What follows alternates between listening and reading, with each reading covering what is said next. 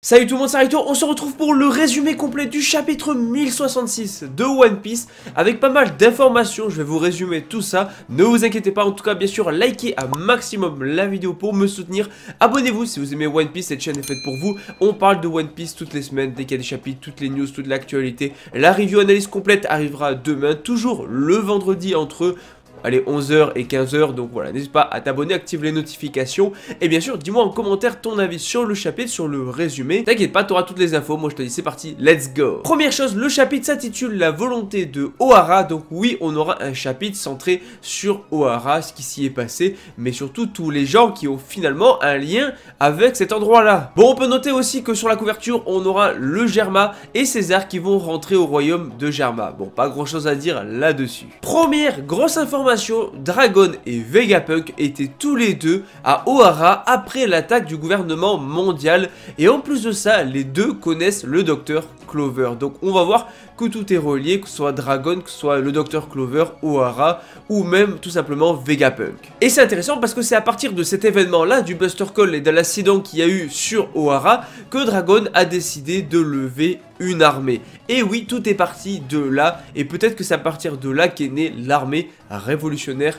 pour contrer le gouvernement. D'ailleurs, on aura même un flashback où on verra Dragon et Vegapunk sur Ohara, mais surtout, on va avoir Dragon qui va proposer à Vegapunk de le rejoindre, mais il va refuser. Tout simplement parce qu'il pensait que son intelligence serait mieux utilisée dans un environnement beaucoup plus ingénieux, et donc du coup, il a décidé qu'il voulait plutôt travailler pour le gouvernement, notamment pour pouvoir entrer en contact avec la marine qui pourrait peut-être l'écouter. Maintenant, est-ce que ça a marché? Je ne pense pas, puisque finalement il est plus utilisé par le gouvernement qu'il n'a de contact avec la marine, et au final, la preuve même, ils veulent s'en débarrasser maintenant qu'ils n'ont plus besoin de lui. Donc peut-être finalement pas le bon choix de la part de Vegapunk qui pourrait potentiellement bientôt mourir. Et justement, Dragon n'a pas du tout apprécié parce que pour lui, c'est justement être un chien du gouvernement et ne finalement plus avoir de libre arbitre. Maintenant, on a une autre information hyper importante concernant Jaguar dit Soul ou Zoro. Oui, rappelez-vous de ce géant qu'on connaissait,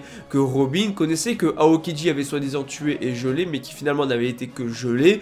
On va le revoir avec des bandages, et après l'attaque d'Ohara, il va tout simplement transporter tous les livres de Ohara vers Elbaf avec un groupe de géants. Bon, Oda n'a pas tué son personnage, mais j'en parlerai plus en détail dans la review complète le vendredi. Mais ça peut utiliser un futur arc où on va avoir donc du coup un retour sur Elbaf, puisque toutes les connaissances sont sur Elbaf. D'ailleurs, Robin va sûrement apprendre ce qui se passe et sûrement que c'est en train d'être raconté à Robin, parce que Robin va pleurer en apprenant que Jaguar dit Soul est en vie. Forcément, elle était hyper attachée. On se souvient du Derishishi. Bref, c'est juste légendaire. Et donc du coup, à la fin du chapitre, on va avoir le vrai Vegapunk qui va débarquer, ou du moins qui était dans le robot qu'a trouvé Luffy, Bonnet, Chopper ainsi que Jinbei. Il était dedans et il a un design un peu différent de ce qu'il avait avant, mais j'en parlerai plus en détail aussi dans la review complète sur les designs, etc. En tout cas, il va tomber dessus et le gars va directement sortir du robot et lui dire: fils de Dragon,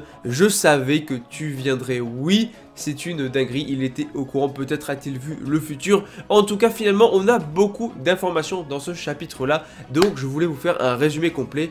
Et de toute façon, comme j'ai dit, il y a des vidéos spoilers déjà la semaine, je ne spoil pas dans le titre les minas, même pour le résumé complet, mais surtout, review, analyse vendredi, où là, par contre, je donne beaucoup plus mon avis, parce que finalement, là, je vous donne l'information brute, hein, mais du coup, le vendredi, je donne beaucoup plus, enfin, déjà, j'explique beaucoup plus ce qui se passe, je donne beaucoup plus mon avis, et également, j'émets des petites théories, mais ça, je préfère le garder pour la review plutôt que le faire dans le résumé complet qui sert beaucoup plus à vous donner l'information brute. Pas de post la semaine prochaine au passage. Bon, en tout cas, dis-moi en commentaire ce que tu penses de ce résumé, qu'est-ce que tu penses du chapitre globalement. Bien sûr, garde un petit peu des informations pour justement en mettre en commentaire dans la review vendredi, mais surtout, bien sûr, like un maximum la vidéo, c'est hyper important pour me soutenir. Abonne-toi pour qu'on atteigne ensemble les 100 000 abonnés. One Piece, c'est la vie, tu le sais, donc abonne-toi, active les notifications voilà, moi je te dis à très bientôt pour de prochaines vidéos, à demain même, à demain pour la review du chapitre tout simplement. Allez, ciao tout le monde.